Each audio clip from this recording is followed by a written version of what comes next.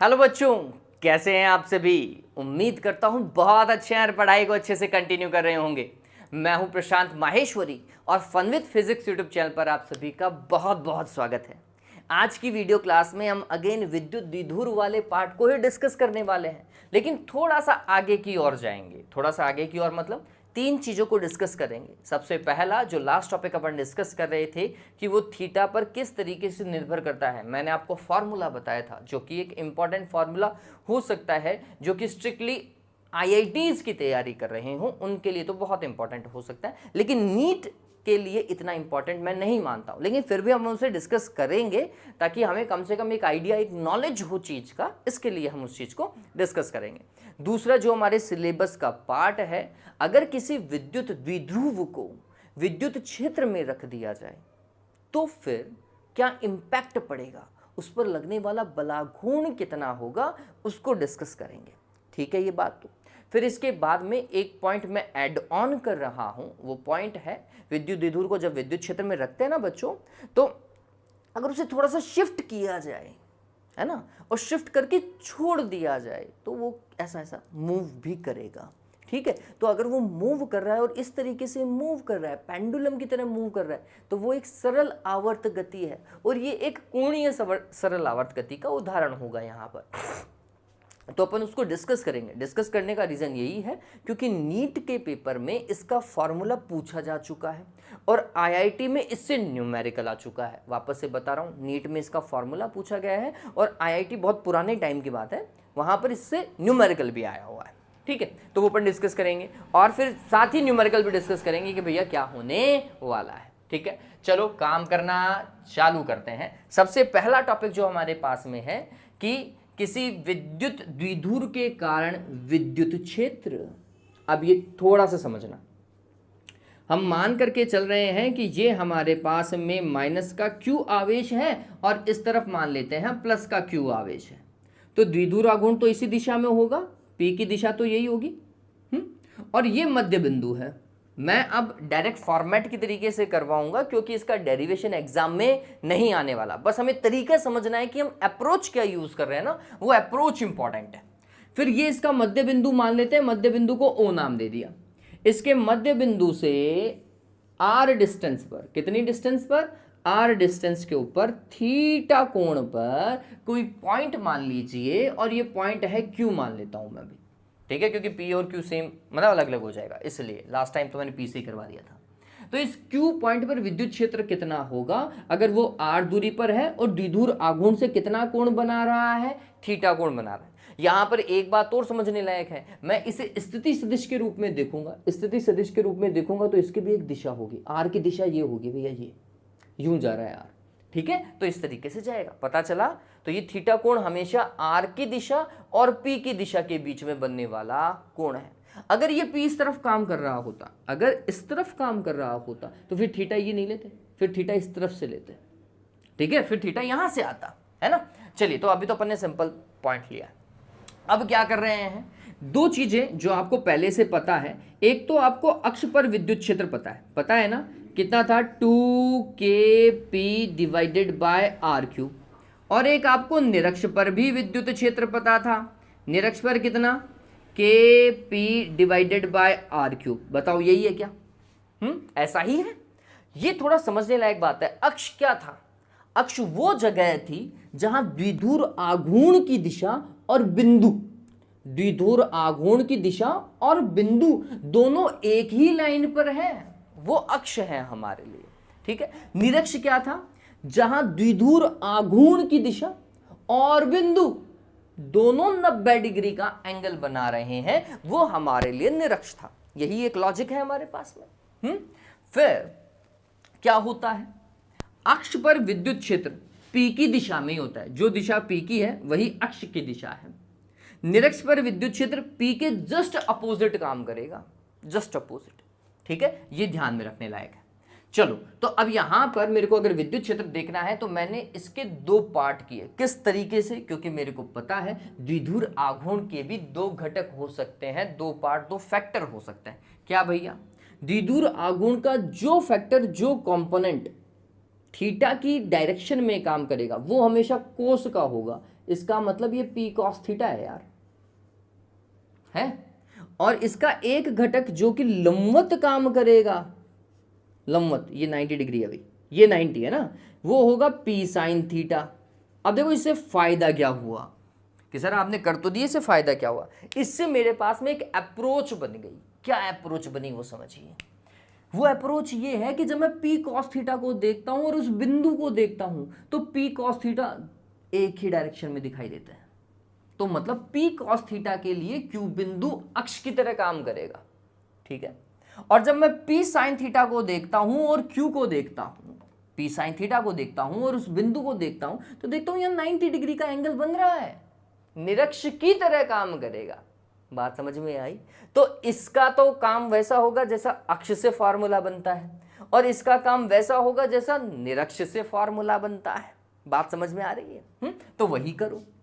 चलो, P cos theta, अक्ष के कारण विद्युत क्षेत्र कैसा था, उसी दिशा में जाता है, उस ही दिशा में। तो हमने बोला ये ई और ये अक्ष वाला फैक्टर हमें देने वाला है, या आप E1 लिख सकते हैं, ठीक है।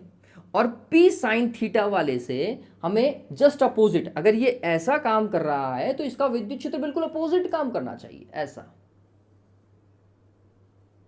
जस्ट अपोजिट है भैया, 180 डिग्री बनना है ना, इसके और इसके बीच में, ओके। और ये होगा निरक्ष वाले फैक्टर की तरीके से, ठीक है। और विद्युत क्षेत्र के दो घटक हैं, तो परिणामी इन दोनों के बीच में से कहीं जाने वाला है। लेट सपोज करो यहां से जाने वाला है, ऐसा ई रिजल्टेंट है ये परिणामी। उम्मीद करता हूं वीडियो के अंदर आ रहा होगा ये, है ना। तो ये परिणामी जो है ये यहां पर, ये शायद ये थीटा एंगल बना रहा है, सॉरी थीटा तो ले चुका हूं, तो इस वाले को एंगल को मैं बोल देता हूं अल्फा, ठीक है। कितना एंगल बना रहा है, अल्फा बना रहा है, वो बाद में डिस्कस करेंगे। लेकिन अभी मेरे को परिणामी विद्युत क्षेत्र देखना है कि भैया ये आएगा कैसे, हाँ। और आप ये ध्यान में रखो, इन दोनों विद्युत क्षेत्र के बीच में, इन दोनों घटकों के बीच में 90 डिग्री का कोण है। तो सबसे पहले मैं देखता हूं कि ई अक्ष अब मेरे पास में क्या आ रहा है, तो इसको मैं E1 और E2 डाल देता हूं यार, मेरे को लिखने में आसानी होगी वहां पर। देखो, तो ये अपन ने देखा कि भैया E1 अक्ष वाला फैक्टर है, अक्ष वाले के लिए कैसे काम करते हैं, 2kp डिवाइडेड बाय r³ होता है। लेकिन अक्ष वाले पे p cos थीटा काम कर रहा है, p नहीं काम कर रहा, तो p की जगह क्या लिखेंगे, p cos थीटा, ठीक है। और E2 निरक्ष वाला कंपोनेंट है, क्या था, kp डिवाइडेड बाय r³, और निरक्ष वाले के लिए p साइन थीटा काम कर रहा है बच्चों, तो यहां पर p साइन थीटा लिख लीजिएगा। पता चला ये दोनों कंपोनेंट कितना सिंपली आ गए हमारे पास में। E2 और E1 निकालना कितना सिंपल है वो समझिए आप, ठीक। और फिर परिणामी विद्युत क्षेत्र कैसे देखोगे, विद्युत क्षेत्र एक सदिश राशि है, और सदिश राशि के लिए परिणामी कुछ ऐसा निकालते हैं। और ये वाला फॉर्मूला मेरे हिसाब से हर एक बच्चे को पता होना चाहिए। सदिश तो ऐसे ही निकाला जाता है ना, परिणामी p² + q² + 2pq cos theta. तो मैंने लिखा E1 का स्क्वायर प्लस E2 का square plus 2E1 E2 cos theta. Theta की वैल्यू दोनों के मध्य कोण है, ये वाला नहीं है रे, इन दोनों के बीच वाला जो कोण है वो थीटा है। और वो कितना है यहाँ पर, 90 रखेंगे तो cos 90 का वैल्यू 0, cos 90 का वैल्यू 0, तो ये खत्म।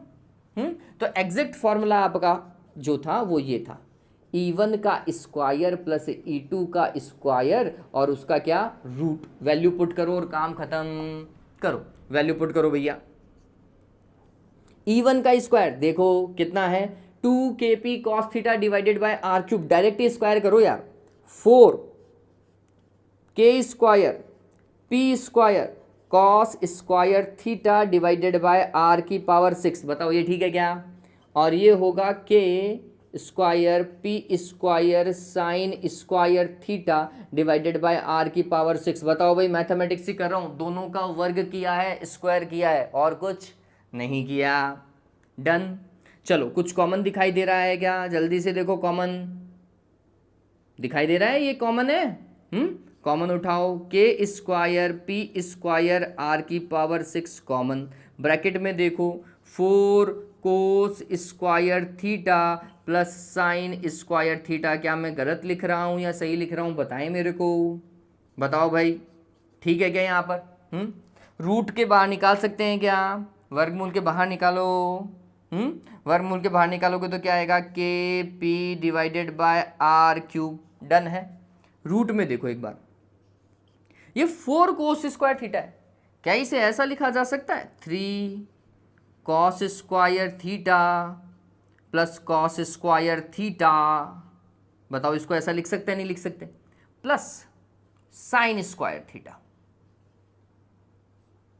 ठीक है, cos square theta plus sine square theta 1 होता है, तो इसकी जगह अपन 1 लिखेंगे, और ये ऐसा का ऐसा, तो हटा दूं मैं इसको।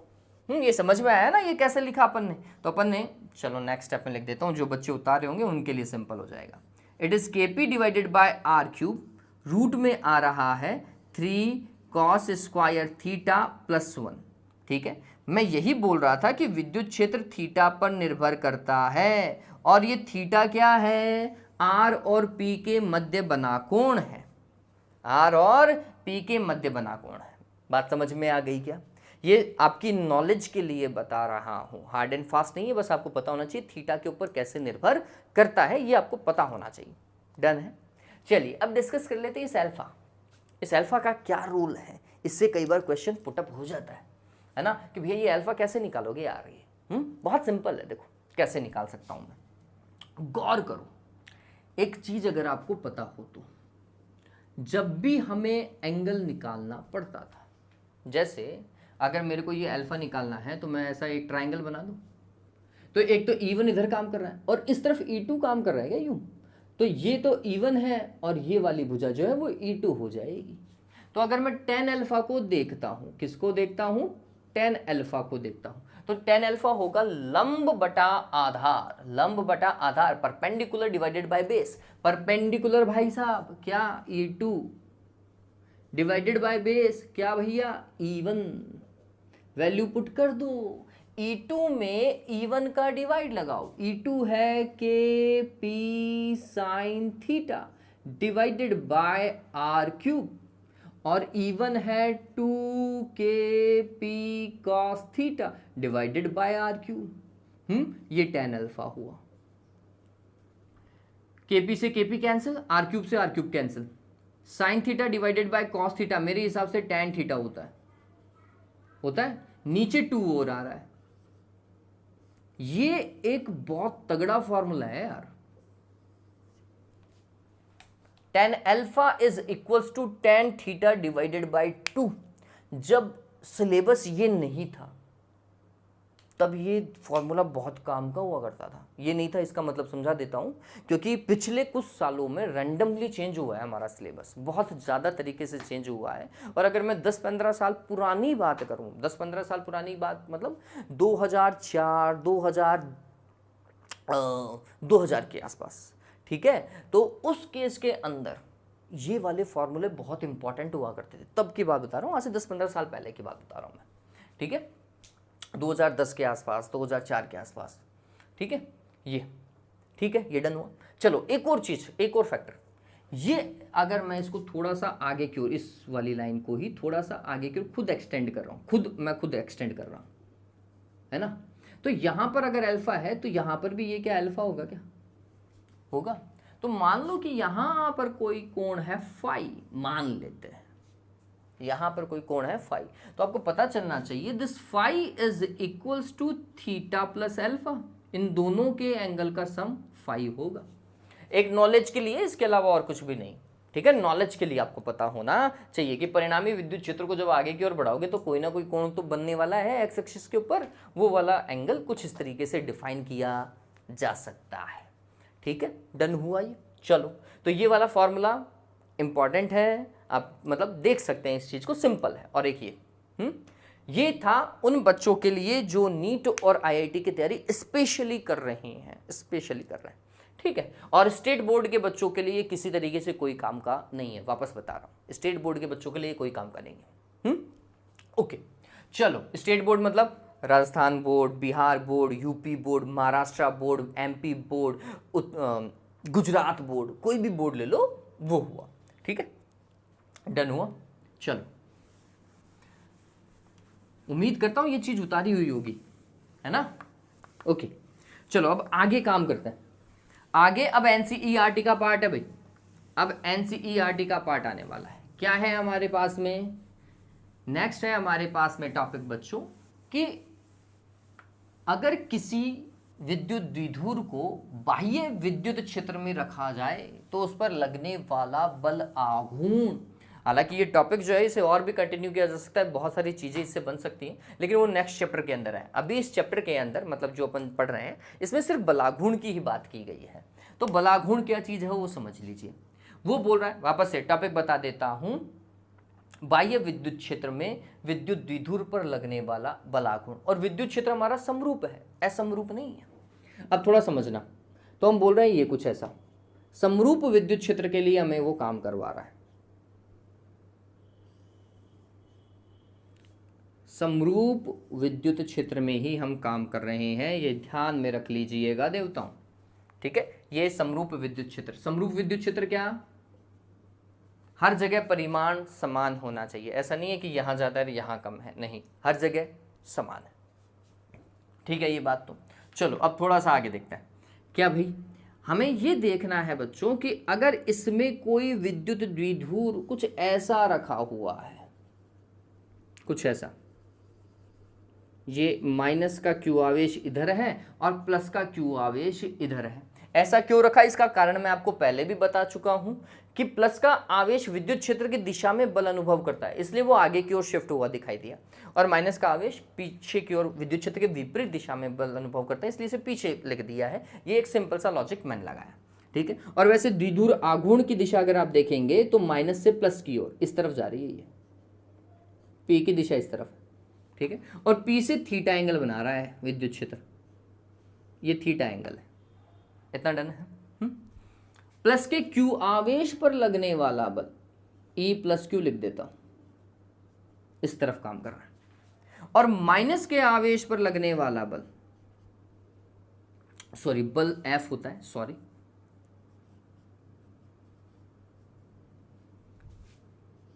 इसमें कोई दिक्कत है क्या? ये तो आपको पता होना चाहिए ना। प्लस का आवेश विद्युत क्षेत्र की दिशा में बल अनुभव करता है। क्यों करता है? क्योंकि अगर मैं विद्युत क्षेत्र की दिशा देखता हूं तो प्लस से माइनस, ऐसा नॉर्मली अपन मानते हैं, तो प्लस का आवेश माइनस की तरफ ही बढ़ेगा, आकर्षित होगा, और माइनस का आवेश प्लस की तरफ ही जाने की कोशिश करेगा, इस तरफ जाएगा। तो बल अनुभव कुछ इस तरीके से हो रहा है। दोनों बलों की अगर आप दिशा देखेंगे तो विपरीत है बच्चों, दोनों बलों की दिशा विपरीत है, ठीक है।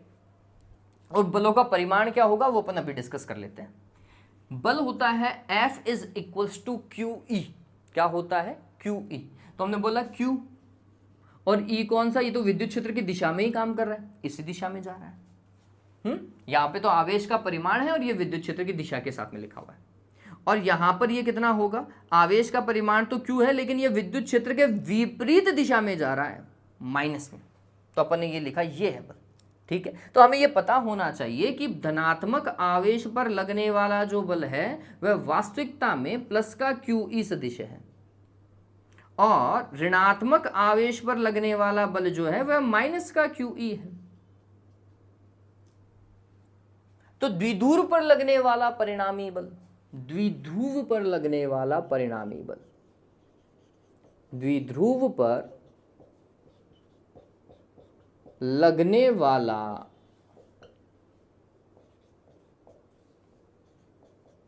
परिणामी बल F रिजल्टेंट कितना होगा? तो हमने बोला प्लस के क्यू आवेश पर लगने वाला बल और माइनस के क्यू आवेश पर लगने वाले बलों का सदिश योग होगा। सदिशों में तो योग ही चलता है, मैंने आपको बताया था, ठीक है। तो ये क्या होगा, क्यू ई सदिश और माइनस का क्यू ई सदिश कितना आएगा रे? 0। ये बात ध्यान में रखना। विद्युत द्विध्रुव को अगर समरूप विद्युत क्षेत्र में रखते हैं तो उस पर लगने वाला बल सदैव शून्य होता है। ये इंपॉर्टेंट है, ये नोट लगा के लिख लो आप। क्या है? यदि किसी विद्युत द्विध्रुव को समरूप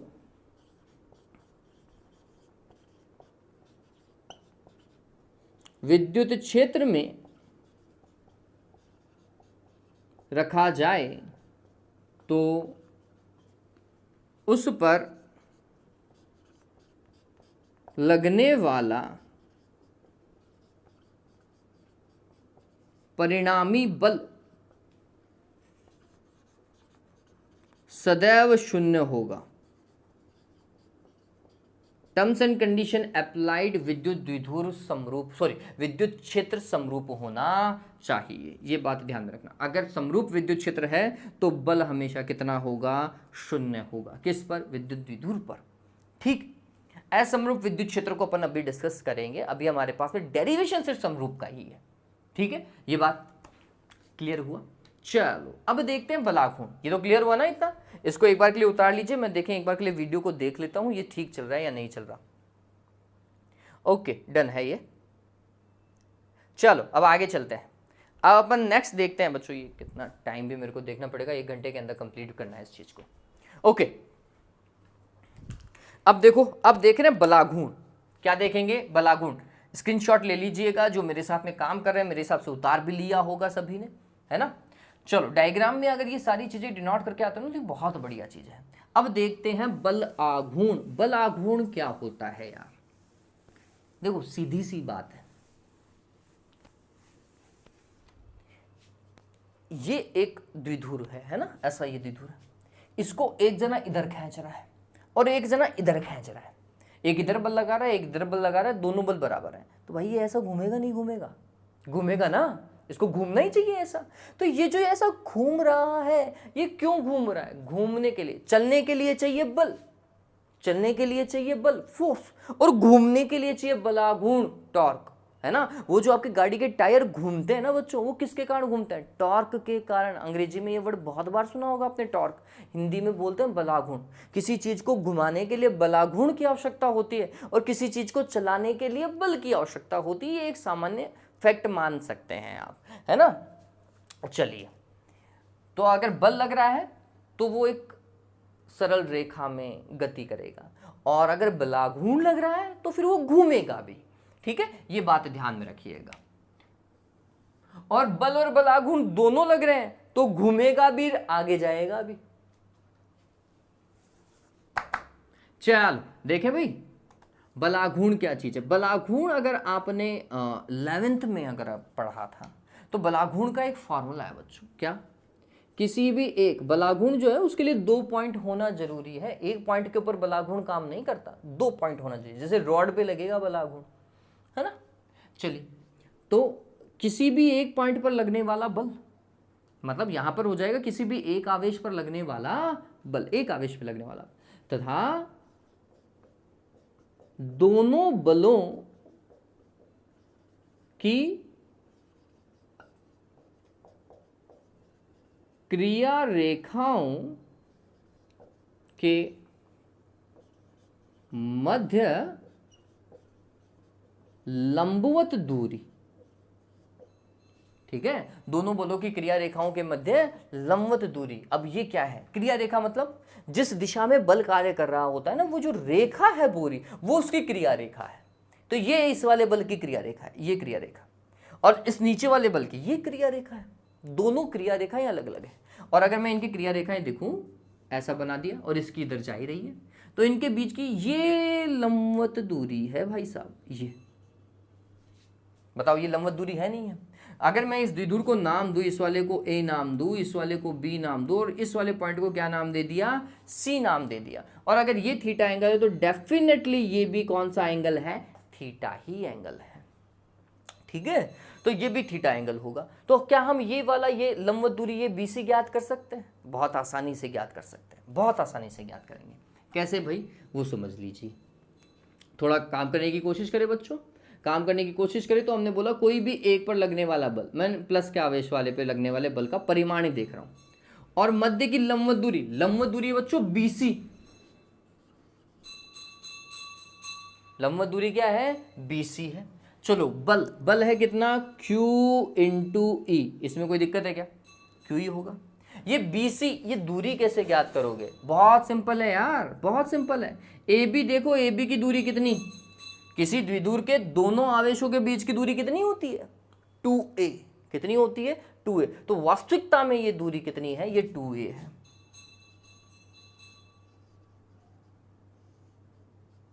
डायग्राम इस तरीके से कंप्लीट होगा। ये अगर 2a है तो हम आसानी से इसको ज्ञात कर सकते हैं। कैसे? साइन थीटा कॉस थीटा आपने कभी पढ़ा होगा। कॉस थीटा बराबर क्या होता है? मैं आपको दोनों चीजें बता रहा हूं। आधार बटा कर्ण, इस वाले ट्राइंगल में आधार ये है बच्चों AC बटा कर्ण AB, और साइन थीटा क्या होगा? लंब बटा कर्ण। ये लंब और ये कर्ण। लंब है क्या? BC और कर्ण है क्या? AB। बताओ साइन थीटा यूज करें या फिर कॉस थीटा यूज करें? बताओ भाई, BC को ज्ञात करने के लिए कॉस थीटा का उपयोग करना चाहिए या साइन थीटा का उपयोग करना चाहिए? मेरे हिसाब से साइन थीटा वाले फैक्ट का यूज करना चाहिए, क्योंकि BC निकालना है। BC यहां से क्या हो जाएगा? AB sine theta. बताओ देवताओ, यही होगा क्या? और AB वास्तविकता में कितनी लंबाई पर बैठा हुआ है? 2a। तो मैं इसकी जगह लिखूंगा 2a साइन थीटा। बताओ ठीक है क्या? दैट इज टॉर्क बलागुण। थोड़ा तरीके से लिखूं तो Q, 2a इधर, E साइन थीटा, ये टॉर्क। Q इंटू 2a सभी को पता होना चाहिए अब तक। तो कितना होता है? P होता है। ये हो जाएगा PE साइन थीटा, ये हो जाएगा PE साइन थीटा। बलाघूर्ण का फॉर्मूला इंपॉर्टेंट है। बलाघूर्ण कितना होता है? PE साइन थीटा होता है। Done, clear? सदिश राशि है, जैसे बल एक सदिश राशि है वैसे ही बलाघूर्ण भी एक सदिश राशि है। और सदिश है तो AB साइन थीटा को क्या लिखा करते थे? A क्रॉस B लिखा करते थे। यहां पर ये भी ऐसे ही है। ये है P क्रॉस E सदिश रूप में। कौन से रूप में? सदिश रूप में P क्रॉस E है। तो इसकी दिशा भी होगी। अरे होगी नहीं होगी? दिशा देखो, दिशा कैसे ज्ञात करेंगे? Right hand thumb rule use कीजिए। ये मैंने राइट हैंड यूज किया है। P क्रॉस E, जब भी क्रॉस आता है तो इससे इसकी और अंगुलियों को फेरो। P से E की ओर, P ऐसे है और E इस तरफ है, तो मेरे को इधर फेरनी पड़ेगी। तो मेरा थंब अगर आप देखोगे, अंगूठा देखोगे, अंदर की ओर जा रहा है। तो वास्तविकता में इसमें जो बलाघूर्ण काम कर रहा है ना भाई साहब, बिल्कुल अंदर, तल के परपेंडिकुलर, लंबवत, तल के लंबवत, और कहां की ओर? अंदर की ओर। क्यों? क्योंकि P इस तरफ काम कर रहा है और E इस तरफ काम कर रहा है, इसलिए ये ऐसा अंदर की ओर है। अंदर की ओर ये टॉर्क होगा, बिल्कुल अंदर की ओर होगा। डॉट डॉट डॉट बना लो चाहे, बिल्कुल ऐसा डॉट अंदर की ओर, P क्रॉस E। लेकिन अगर मैं इसका उल्टा कर दूं, P भाई साहब इस तरफ काम कर जाए और E इधर काम करे, उल्टा कर दिया, उल्टा काम, तो फिर क्या होगा? तो फिर ये बाहर की ओर, तल के लंबवत बाहर की ओर, P क्रॉस E, P से E की ओर, ऐसा। ठीक है, तो इस केस में अगर डायग्राम के अकॉर्डिंग चलूं तो ये तल के लंबवत अंदर की ओर है। राइट हैंड थंब रूल ध्यान में रख लीजिएगा, दक्षिण हस्त के नियम से। ठीक है, ये दिमाग में रहेगा ना, स्क्रू रूल भी इसे आप कह सकते हैं। अभी तो खैर इतना ही दिमाग पे रखिए। डन, इसमें कोई दिक्कत है क्या? नहीं होनी चाहिए। ठीक है, ये डन हुआ। चलो, तो इतना ठीक है, एक बार के लिए देख लो। मैं देख लेता हूँ कि वीडियो क्लैरिटी ठीक चल रही है। हाँ जी, बिल्कुल सही चल रहा है अभी काम, और अपने पास में भी इनफ टाइम है और चीज़ों को डिस्कस करने का, और अच्छी अच्छी चीज़ें डिस्कस करेंगे यार आज, है ना। चलो, ये डन हुआ। ओके, तो P क्रॉस E आ चुका है हमारे पास में। अगर ऐसा है, बलाघूर्ण डिस्कस हो चुका है पूरा। ठीक है, तो क्या बलाघूर्ण 0 है समरूप विद्युत क्षेत्र में? आंसर है अभी तक तो नहीं दिखाई दे रहा 0 है। थीटा एंगल पे रखा हुआ है और 0 नहीं है, है ना। तो ये बात ध्यान में रखना, समरूप विद्युत क्षेत्र में, समरूप विद्युत क्षेत्र में, कौन से में? समरूप में, समरूप विद्युत क्षेत्र में बल हमेशा 0 होता है, ऑलवेज, ऑलवेज। लेकिन टॉर्क हमेशा 0 हो ये जरूरी नहीं है, टॉर्क 0 नहीं होता। ठीक है, ये बात ध्यान में रखना, ये इंपॉर्टेंट है। इसके ऊपर क्वेश्चन ऐसे ही पुटअप हो जाता है, समरूप विद्युत क्षेत्र में भैया कौन सा सही है, निम्न में से सही है। और ये शायद इस बार का नीट का पेपर जो था ना उसका फैक्ट है भैया, या तो समरूप के लिए पूछा है या फिर असमरूप के लिए पूछा है। असमरूप अभी डिस्कस करेंगे अपन कल। ओके, अब देखो आगे टॉर्क का फॉर्मूला जब मैं पढ़ता हूं, टॉर्क अपन ने पढ़ा पी ई साइन थीटा। यहां पर कंडीशंस है, कंडीशन है या केस बोल लो। कंडीशन फर्स्ट, स्थायी साम्यावस्था। स्थायी और क्वेश्चन आता है साम्यावस्था, आपकी बुक का ही पार्ट है बच्चों, अलग से नहीं बता रहा हूं। स्थायी साम्यावस्था क्या होती है वो समझिए। स्थायी साम्यावस्था ऐसी होती है कि द्विध्रुव को अगर आप छोड़ा जाए ना बच्चों, अगर मैंने ऐसे द्विध्रुव को एक प्लस का आवेश लिया, एक माइनस का आवेश लिया और एक डोरी से बंधे हुए और छोड़ दिया मैंने, तो भाई साहब हमेशा ऐसे अलाइन हो जाएंगे यूं सीधे, प्लस का आवेश आगे की ओर और माइनस का पीछे की ओर, बिल्कुल विद्युत क्षेत्र की दिशा में ऐसा यूं आके। ये स्थायी साम्यावस्था है। जैसे ही छोड़ते हो भाई साहब विद्युत क्षेत्र की दिशा में आकर के ऐसा बैठ जाते हैं बेचारे आराम से, ठीक। और अगर आप इन्हें थोड़ा सा भी ऐसे विस्थापित करते हो और फिर छोड़ देते हो, वापस से छोड़ दिया आपने, है ना, यहाँ पर है ऐसे, आपने बल लगाया और ऐसा विस्थापित किया और फिर छोड़ दिया, वापस से ऐसे हो जाएंगे, ठीक है। ये स्थायी साम्यावस्था है। जब भी विद्युत द्विध्रुव को इस स्थायी साम्यावस्था से थोड़ा सा भी शिफ्ट करोगे, ये वापस से उसी जगह पर आने की कोशिश करेगा, वापस से उसी जगह आने की कोशिश करेगा, ठीक है। तो ये स्थायी साम्यावस्था है। स्थायी साम्यावस्था के लिए P की दिशा और E की दिशा, विद्युत क्षेत्र की दिशा और द्विध्रुव आघूर्ण की दिशा दोनों समान होनी चाहिए। इसका मतलब ये है कि थीटा का मान कितना, 0 डिग्री होना चाहिए। तो स्थायी साम्यावस्था वह स्थिति है जहां बल आघूर्ण पी ई साइन 0 होगा और इसका मतलब है बल आघूर्ण 0 होगा, टॉर्क 0 होगा, ठीक है। और बल तो हमेशा ही 0 चल ही रहा था, बल के लिए तो कोई दिक्कत वाली बात है ही नहीं, है ना। चलो ये ठीक है। स्थायी साम्यावस्था के लिए थीटा बराबर कितना, 0 डिग्री। ये कब होता है, जब P तथा E एक ही दिशा में हो, एक ही दिशा में हो, ये स्थायी साम्यावस्था है। एक है अस्थायी साम्यावस्था। अस्थायी साम्यावस्था ये क्या चीज है भैया, है ना, इक्विलिब्रियम बोलते हैं। तो ये जो इक्विलिब्रियम वाला केस है, अस्थायी जो है ना, ये कैसे होगा।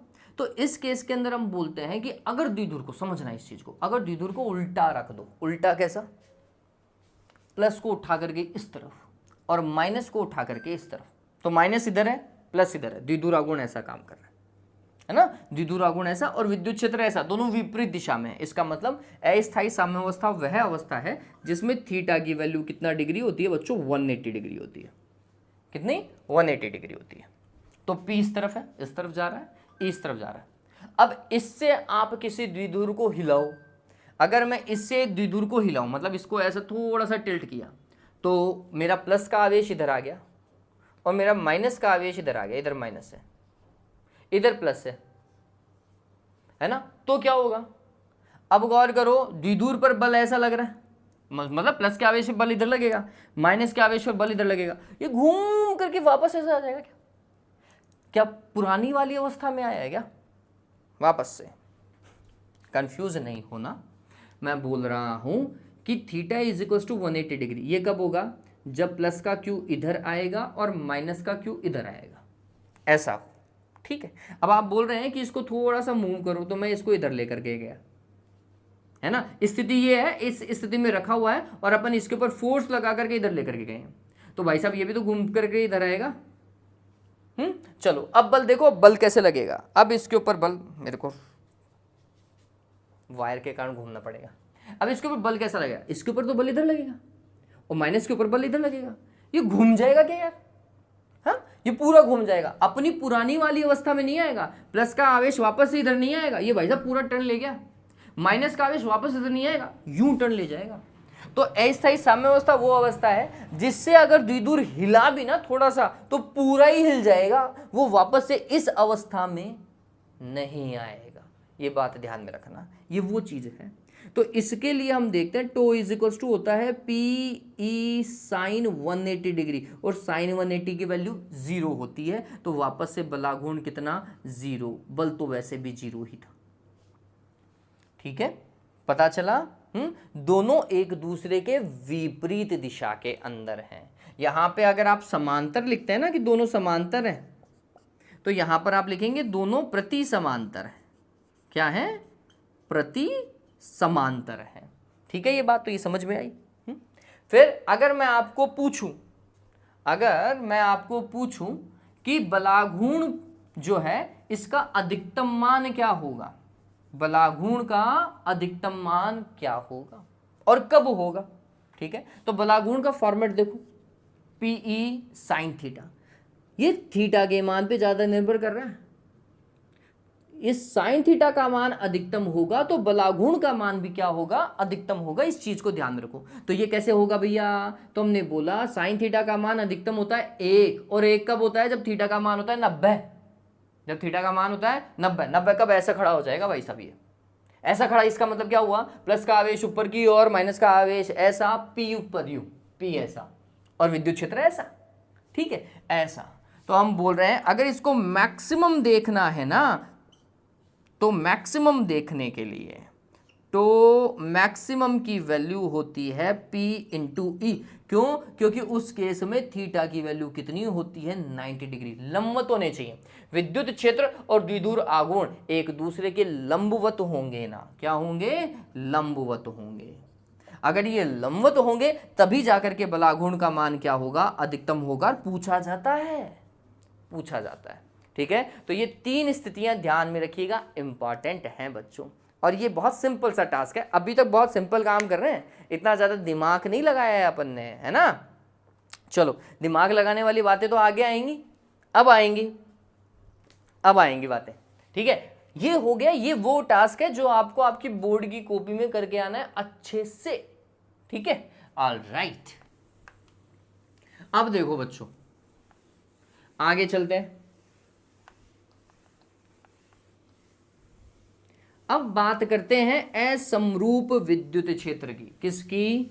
असमरूप की। अब थोड़ा सा ना अपने दिमाग को खोलो। थोड़ा दिमाग को खोलने का मतलब ये नहीं पता चले तुम सीजर लेकर के बैठ जाओ, चाकू लेकर के बैठ जाओ, लो जरा आपके कहने पे खोल दिया है। दिमाग को खोलने का मतलब ये है अपने सोचने समझने की क्षमता, इमेजिनेशन पावर को एक बार के लिए थोड़ा सा बढ़ाओ। क्या बोल रहे हैं उसको समझो। मैं कुछ ऐसा डायग्राम बना रहा हूं विद्युत क्षेत्र का, ऐसा मानो यू,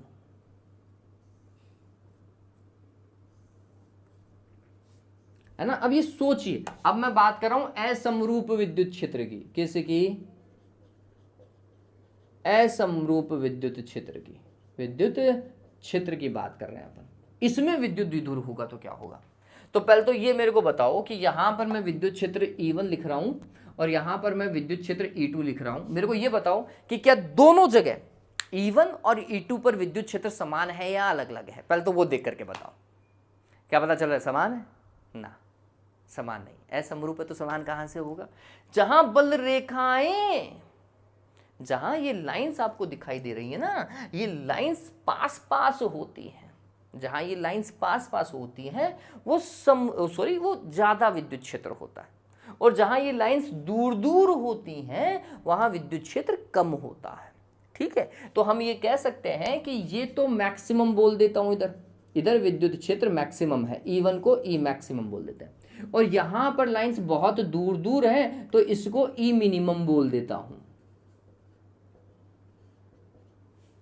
ये बात समझ में आ गई? अब ये थोड़ा सा समझिए, किसी आवेश पर लगने वाला बल क्या होता है? थोड़ा समझने वाली बात है। आवेश पर लगने वाला बल होता है QE। आवेश तो Q समान ही ले रहे हैं, द्विध्रुव के अंदर दोनों आवेश का परिमाण समान है, एक प्लस का Q है एक माइनस का Q है, लेकिन है Q ही। ठीक है, तो आवेश पर लगने वाला बल जो है विद्युत द्विध्रुव में वो निर्भर कर रहा है विद्युत क्षेत्र पर।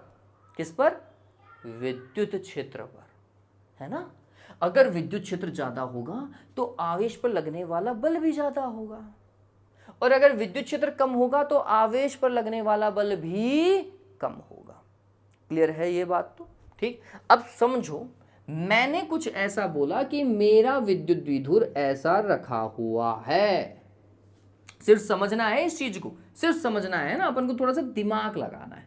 यहां पे माइनस का क्यू है, यहां पे प्लस का क्यू है। पता चल रहा है ऐसा? ठीक है। और क्या होने वाला है थोड़ा सा समझेंगे और कुछ भी नहीं करेंगे। अपन सिर्फ ये देखने की कोशिश कर रहे हैं कि यहां पर माइनस का क्यू आवेश जो है वो अधिक विद्युत क्षेत्र वाले पार्ट में है और कंपैरेटिवली प्लस का क्यू वाला जो आवेश है वह कम विद्युत क्षेत्र वाले भाग में है। यही तो है। तो इस वाले पे जो बल लगेगा, इस वाले पे जो बल लगेगा वो बल भी अधिकतम होगा और इस वाले पे जो बल लगेगा वो बल न्यूनतम होगा, कंपैरेटिवली अलग अलग होगा। ये ज्यादा लगेगा, ये कम लगेगा और विपरीत दिशा में लगेगा, है ना। दोनों पर लगने वाला जो बल की दिशा होती है वह क्या होती है, अलग अलग होती है। प्लस का आवेश अलग दिशा में भागता है, माइनस का आवेश अलग दिशा में भागता है। इस बात को सदैव ध्यान में रखिएगा, ठीक है। तो अगर मैं ऐसा देखता हूं तो ये कुछ ऐसा अगर मैं लिखूं तो परिणामी बल एफ रिजल्टेंट की अगर बात की जाए, एफ रिजल्टेंट की बात की जाए तो एफ रिजल्टेंट क्या होगा, एफ रिजल्टेंट होगा अधिकतम बल में से न्यूनतम को हटाओ, क्योंकि दोनों बलों की दिशा तो क्या है, विपरीत है, विपरीत दिशा में काम करेंगे। एक इधर काम करेगा, एक इधर काम करेगा, विपरीत दिशा में काम करेंगे तो ऐसा काम करने वाला। अगर ऐसा काम करने वाले हैं तो ये थोड़ी सी समझने वाली बात है कि ये अगर 10 न्यूटन होगा तो ये इससे कम ही होगा, 6 न्यूटन होगा। आएगा कितना, 4 न्यूटन आएगा, कितना, 4 न्यूटन आएगा। लेकिन क्या ये 0 के बराबर है? आंसर है 0 तो नहीं है, 0 नहीं है। तो जब आप किसी विद्युत द्विध्रुव को असमरूप विद्युत क्षेत्र में रखते हैं ना तो उस पर लगने वाला बल, परिणामी बल 0 नहीं होता, कुछ ना कुछ होगा लेकिन 0 नहीं होगा। बलाघूर्ण तो वैसे भी 0 नहीं होगा, बलाघूर्ण तो वैसे भी 0 नहीं होगा, टॉर्क तो वैसे भी 0 नहीं होगा, लेकिन बल भी 0 नहीं होगा। ये मैं आपको बताना चाहता हूं, ठीक है। तो अब इस चीज को देखो कैसे देखा गया है, इसको थोड़ा सा और मैं आपको तरीके से बता देता हूं। इसको ऐसा मानते हैं अपन,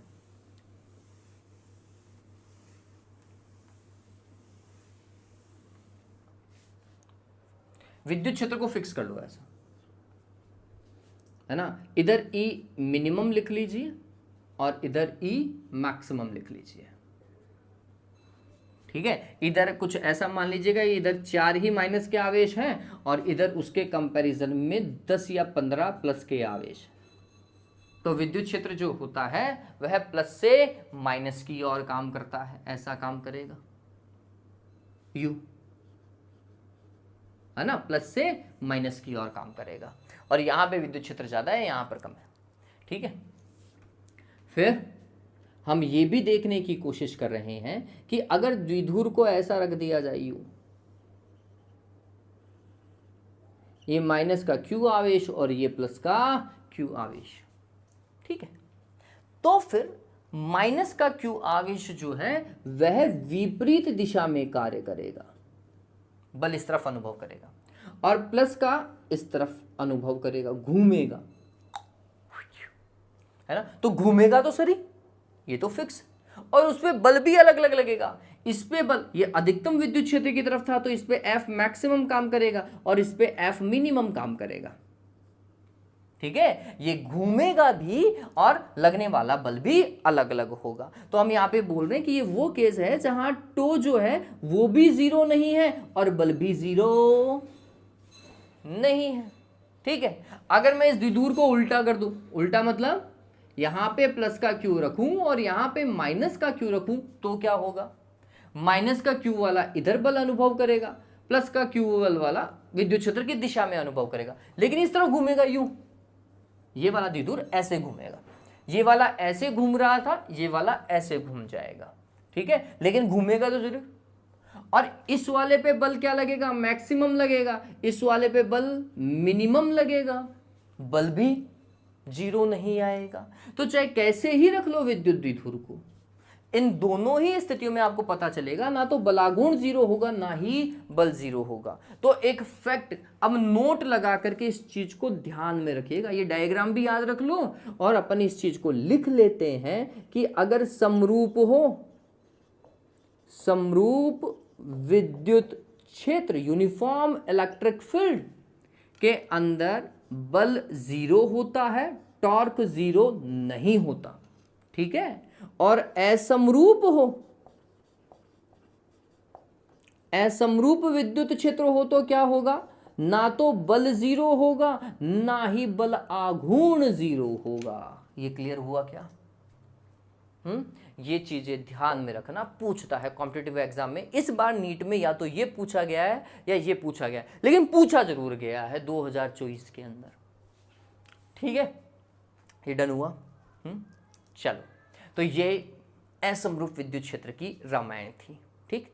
अब इसका एग्जाम्पल आपको समझाता हूं कि असमरूप विद्युत क्षेत्र मैंने आपको क्यों पढ़ाया। एक तो एनसीईआरटी में लिखा हुआ है ये चीज, है ना, ये चीज लिखी हुई है, इसलिए इसे डिस्कस करना बहुत जरूरी था। एक एग्जाम्पल इतना प्यारा है ना भाई साहब, मेरे को बहुत बढ़िया लगता है वो एग्जाम्पल। देखो, लेट्स सपोज करो कि आपके पास में एक कॉम्ब है। क्या है? एक कॉम्ब है, प्लास्टिक का कॉम्ब होता है। आपने क्या किया, उस कॉम्ब को बालों में कॉम्ब किया ऐसा, ठीक है, लगातार रगड़ा, बालों से रगड़ा। कॉम्ब तो आप करते ही हो, आपको पता है बाल गीले नहीं होने चाहिए, ठीक है। बाल आपके सूखे हुए हैं और आपने उसको कॉम्ब करना चालू किया। कॉम्ब करना चालू किया तो क्या हुआ, फ्रिक्शन हुआ। फ्रिक्शन हुआ तो आपका ये जो कॉम्ब है, इस कॉम्ब के पास में कोई ना कोई चार्ज तो आएगा। क्लियर है? कॉम्ब के पास में कोई ना कोई चार्ज तो आएगा। और नॉर्मली अगर कॉम्ब प्लास्टिक का बना हुआ है तो कॉम्ब के पास में माइनस का चार्ज आएगा। कैसा चार्ज आएगा? माइनस का चार्ज आएगा। अब ये कॉम्ब थोड़ा सा समझने लायक बात है यार।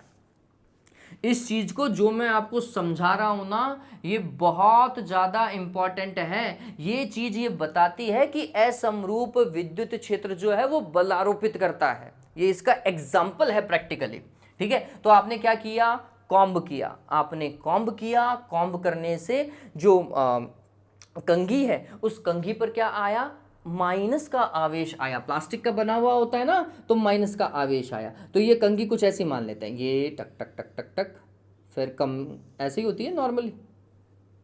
अरे ऐसे ही होती है क्या? ठीक है। तो ये वाले, तो ये कोने वाले पॉइंट होंगे, तीखे तीखे पॉइंट होंगे, कोने वाले पॉइंट होंगे। अगर ये कोने वाले पॉइंट होंगे तो इनकी खास बात क्या होती है, यहां पे आवेश की मात्रा ज्यादा होती है कंपैरेटिवली सीधे से, ठीक है। तो यहां पर आवेश जो होगा, Q जो होगा, इन वाले पॉइंट्स पर ज्यादा होगा,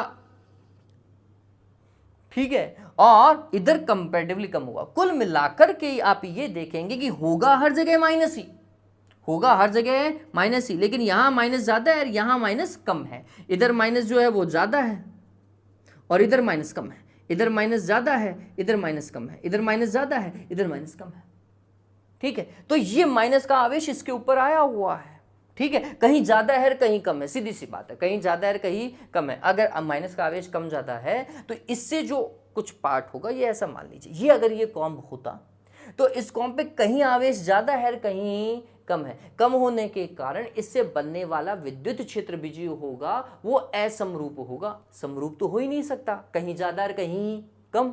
बात समझ में आई? और ये माइनस का है, अगर ये माइनस का है तो फिर ऐसा फील्ड लाइन अंदर की ओर आएंगी, यू बल रेखाएं ऐसी आएंगी, ठीक है। तो विद्युत क्षेत्र की दिशा ऐसी देखी जाएगी। ये तो क्लियर है क्या? अब हमने क्या रखा, इसके नीचे एक पेपर कटिंग रख दी। अब बच्चों ये पेपर कटिंग दिखाई नहीं दे रही, मैंने इतनी तैयारी नहीं की थी, सॉरी। तो पेपर कटिंग रख दी अपन ने। क्या रखी? पेपर कटिंग रख दी। बहुत छोटे छोटे छोटे छोटे छोटे छोटे पेपर्स रख दी। तो सोचो इस चीज को कि एक छोटा सा पेपर, अरे भगवान मेरे, how can I hold it. चलो तो इसको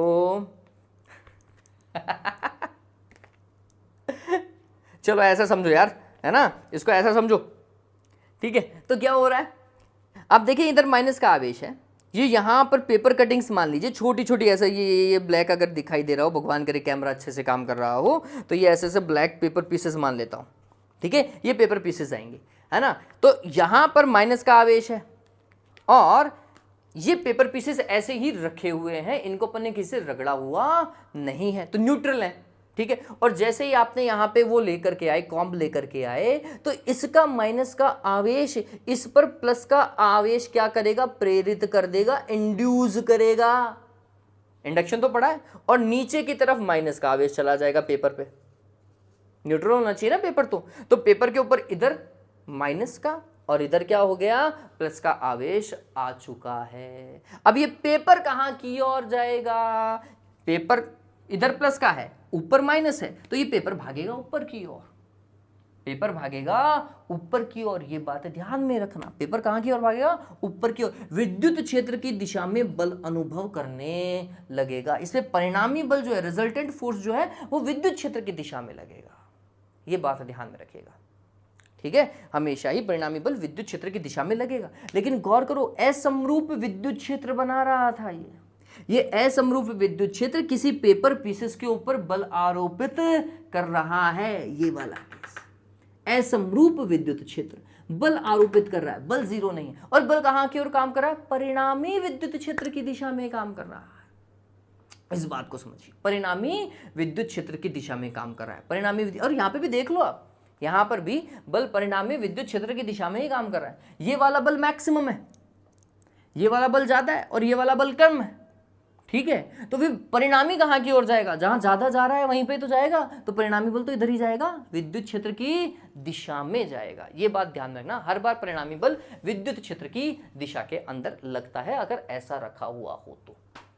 अगर ऐसा रखा हुआ हो तो माइनस का आवेश जो है वो ऊपर की ओर हो, और सॉरी प्लस का आवेश ऊपर की ओर हो, माइनस का आवेश नीचे की ओर हो तो, ठीक है। जो अपन ने अभी डिस्कस किया कि उसके ऊपर पेपर कटिंग्स के ऊपर प्लस का आवेश ऊपर की ओर आ जाता है, माइनस का आवेश नीचे की ओर चला जाता है, ठीक है। तो बल जो लगता है वो ऐसा लगने लगता है, ये प्लस का आवेश इसकी तरफ भागने लगता है, ठीक है। ये बात समझ में आई। तो ये एक एग्जाम्पल था कि क्यों पेपर पीसेस कॉम्ब की ओर क्या हो जाते हैं, अट्रैक्ट होते हैं। असमरूप विद्युत क्षेत्र बनाता है, असमरूप विद्युत क्षेत्र के कारण वो जो पेपर पीसेस हैं वो विद्युत द्विध्रुव की भांति कार्य करते हैं। वो पेपर पीसेस विद्युत द्विध्रुव हैं, ये विद्युत द्विध्रुव है, और विद्युत द्विध्रुव पर परिणामी बल का दिशा जो है वो विद्युत क्षेत्र की दिशा में काम करने लगता है, ठीक है। तो ये कुछ इस तरीके से क्लियर हुआ। चलो, तो उम्मीद करता हूं ये चीज आपको अच्छे से समझ में आई होगी। ये डन है, ये डन है। ये पेपर पीसेस वाला एग्जांपल दिमाग में रखिएगा, ओके। तो ये सबसे ज्यादा इंपॉर्टेंट पार्ट था, सबसे ज्यादा इंपॉर्टेंट पार्ट था।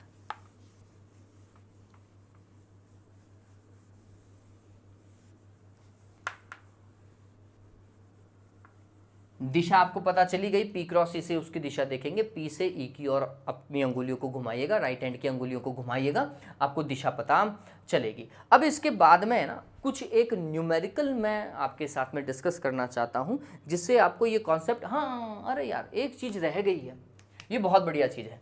क्या भाई, किसी समरूप विद्युत क्षेत्र, एग्जाम्पल समरूप का ही ले रहे हैं, समरूप विद्युत क्षेत्र में अगर डाइपोल को रखा जाए, द्विध्रुव को क्या किया जाए, रखा जाए, ऐसा रख दिया अपन ने, यू है ना। ये डाइपोल का ये वाला प्लस का चार्ज है और ये वाला माइनस का चार्ज है, तो ये वाला इस तरफ बल लगाएगा, ये वाला इस तरफ बल लगाएगा। बताओ घूम करके वापस इस तरफ आएगा, नहीं आएगा। लेकिन क्या ये डाइपोल यहां पे आकर के रुक जाएगा, है? सोच रहे इस चीज को, ये ऐसा रखा हुआ है, इसके ऊपर एक बल इधर लगाया और एक बल इधर लगाया, ठीक है। एक ने इधर खींचा, एक ने इधर खींचा, क्या होगा, ये डायरेक्ट ऐसा आकर के रुकेगा या ऐसा थोड़ा नीचे चला जाएगा, नीचे जाएगा, फिर ऊपर जाएगा, फिर नीचे जाएगा, फिर थोड़ी देर बाद में खुद ऐसा ऐसा ऐसा ऐसा ऐसा ऐसा करके रुक जाएगा। पहले ऐसे ज़्यादा करेगा और फिर कम करके ऐसा रुकेगा।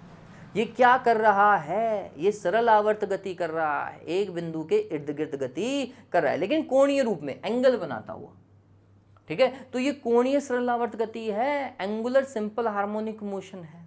और अगर सिंपल हार्मोनिक मोशन है तो इसका ये जो आवर्त गति है ना, इस आवर्त गति का आवर्तकाल भी होगा और आवृत्ति भी होगी, आवर्तकाल भी होगा और आवृत्ति भी होगी, वो हमें कैलकुलेट करनी है। तो मैं आपको पहले तो बहुत छोटी छोटी सी चीजें समझाता हूँ। पहले तो आप लीनियर फोर्सेस को अगर आप समझते थे तो F इज इक्वल टू आपने लिखा था ma, याद होना चाहिए। ये चीजें आपको पता होनी चाहिए। ये मैं कहाँ की बात कर रहा हूँ, प्रत्यास्था वाला चैप्टर आपको याद आ रहा है, वहां पर आपने ये चीजों को डिस्कस किया है नहीं किया?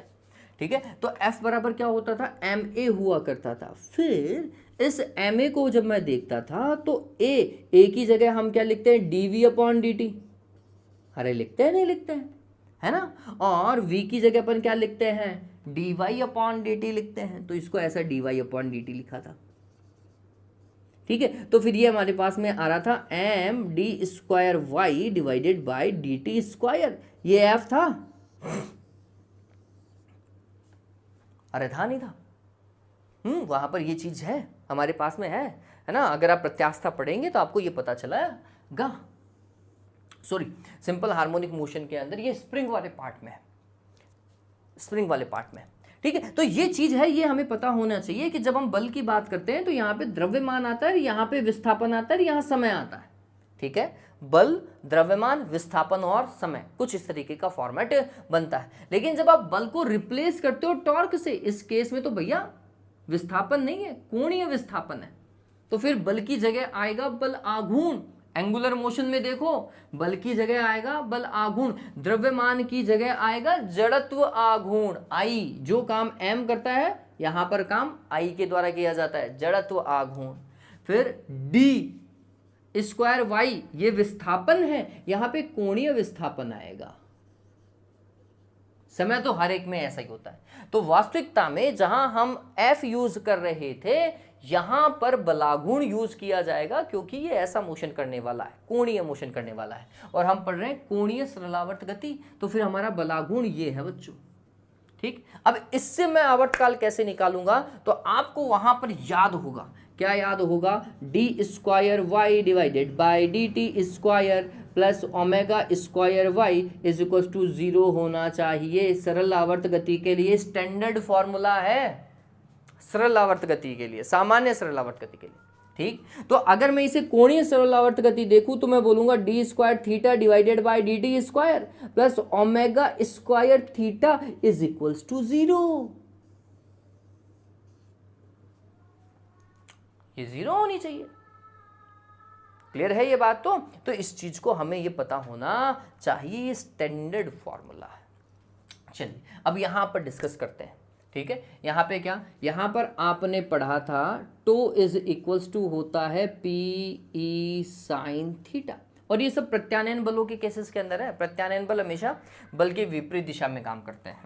ठीक है, प्रत्यानयन बल हमेशा बल के विपरीत दिशा में, तो प्रत्यानयन बलाघूर्ण वास्तविक बलाघूर्ण के विपरीत दिशा में। ठीक है, ये ध्यान में रखिएगा। फिर मैं यहाँ पे अगर प्रत्यानयन बलाघूर्ण की बात करता हूँ, रीअकरिंग टॉर्क की बात करता हूँ, ये रीस्टोरिंग टॉर्क की बात करता हूँ, तो वो वास्तविकता में ये है माइनस का PE sin थीटा।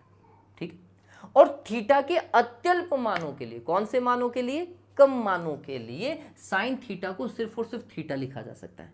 तो हमने लिखा tau is equals to minus का PE और थीटा, यहाँ पे थीटा का मान हम क्या ले रहे हैं, अल्प ले रहे हैं। ठीक है, ये पता चला। चलो टो क्या चीज है भैया, तो टो को हमने लिखा अभी I d² theta divided by dt² is equals to minus का PE थीटा। ये I उठा करके दूसरी तरफ लेकर के जाओ, d² थीटा डिवाइडेड बाई क्या बच्चों, dt² is equals to minus का PE divided by I into theta. यही आ रहा है क्या? थोड़ा सा आगे की तरफ आइए, मतलब इसको इस तरफ लेकर के आए तो ये आपको पता चलेगा d² theta divided by dt² plus PE divided by I into theta is equals to 0। गौर करो, ये स्टैंडर्ड फॉर्मेट है, दिखाई दे रहा है क्या? जहां d² theta divided by dt² है, वहां d² theta divided by dt² है। जहां थीटा है वहां थीटा है, लेकिन जहां ω² है, ω² की जगह आपको एक अलग फैक्टर दिखाई देगा, ω² is equals to PE divided by I। तो ओमेगा, अरे कोणीय वेग होता है या कोणीय आवर्तकाल होता है, ठीक है, PE डिवाइडेड बाय I तो है, लेकिन उसका क्या बच्चों, रूट ओमेगा होता है 2πf, ये 11th का था, या 2π डिवाइडेड बाय कैपिटल T, ये आपने पढ़ा है, मैं अलग से नहीं पढ़ा रहा हूं। ठीक है, तो आवृत्ति आवृत्ति आएगी 1/2 root P E divided by I है, और आवर्तकाल क्या आएगा? आवर्तकाल आवृत्ति का उल्टा होता है, उल्टा कर दो, 2 ऊपर आई डिवाइडेड बाय पीई। ये जड़त्व आघूर्ण के साथ में रिलेशन आ गया आवर्तकाल का। ये थोड़ा सा ध्यान में रखिएगा। क्या क्या फॉर्मेट है? एक तो है आवृत्ति स्मॉल एफ है भाई, 1/2 root P E divided by I, और एक है आवर्तकाल, वो है 2 root I divided by P E. आप बोलोगे सर ये हमारी बुक में नहीं है, मैं श्योर हूं आपकी बुक में नहीं है, नहीं है, है ना। लेकिन जब आप चुंबकीय क्षेत्र पढ़ेंगे, वापस से जब आप चुंबकीय क्षेत्र पढ़ेंगे वहां पर इस बेसिक के ऊपर एक न्यूमेरिकल दिया हुआ है, वो चुंबकीय क्षेत्र के साथ में, तो आप इसी फॉर्मूले को चुंबकीय क्षेत्र के साथ में भी लिख सकते हैं। कहीं कोई दिक्कत वाली बात नहीं है देवता, कहीं कोई दिक्कत वाली बात नहीं, ठीक है। एक आई क्या है? जड़त्व आघूर्ण है, यहां पर लिख लीजिएगा। तो ये वाला फॉर्मूला ऐसा मत बोलिएगा कि सिलेबस का पार्ट नहीं है, ये कॉन्सेप्ट उठाए, ये उन्होंने 11th और 12th के सिंपल कॉन्सेप्ट को सिर्फ मर्ज किया है। ये 11th का कॉन्सेप्ट था, ये 12th का कॉन्सेप्ट था, दोनों को मर्ज किया और आपके पास में फॉर्मूला तैयार हुआ। तो ऐसा नहीं है कि ये सिलेबस का पार्ट नहीं बनाया गया, ठीक है। तो ये एक अच्छा केस बना है, और इसके ऊपर सिंपल फॉर्मूला आया हुआ है। नीट का पेपर इसी साल का देख लो, ठीक है। सिर्फ सिंपल फॉर्मूला पूछा गया है, सिंपल फॉर्मूला पूछा गया है, ठीक है। और अब फॉर्मूला ये आएगा। आईआईटी में जाते तो इसके ऊपर न्यूमेरिकल आता, एडवांस में जाते ना, आईआईटी एडवांस के अंदर जाओगे तो इसके ऊपर, मेंस में भी नहीं, एडवांस में जाओगे तो इसके ऊपर न्यूमेरिकल आ सकता है। मेंस में तो फॉर्मूला, मेंस तक सिर्फ फॉर्मूला इंपॉर्टेंट है, मेंस तक सिर्फ फॉर्मूला इंपॉर्टेंट है। एडवांस में जाओगे तो डेफिनेटली इसके ऊपर न्यूमेरिकल बन सकता है ना। एडवांस में तो बहुत हाई लेवल का हो जाता है वहाँ पर। ये क्लियर हुआ। नीट के लिए सिर्फ और सिर्फ फॉर्मूला ध्यान में रख लीजिएगा, ठीक है। कैसे आता है मैंने आपको तरीका बताया, और अगर ये तरीका आपको याद है 5 मिनट लगेंगे निकालने, 5 भी नहीं 2 मिनट के अंदर निकल जाएगा, ठीक है। चलो इतना एक बार के लिए जल्दी से करो, इसके बाद में न्यूमेरिकल करेंगे, 4 से 5 न्यूमेरिकल करेंगे ताकि ये टॉपिक क्लियर हो जाए, ठीक है।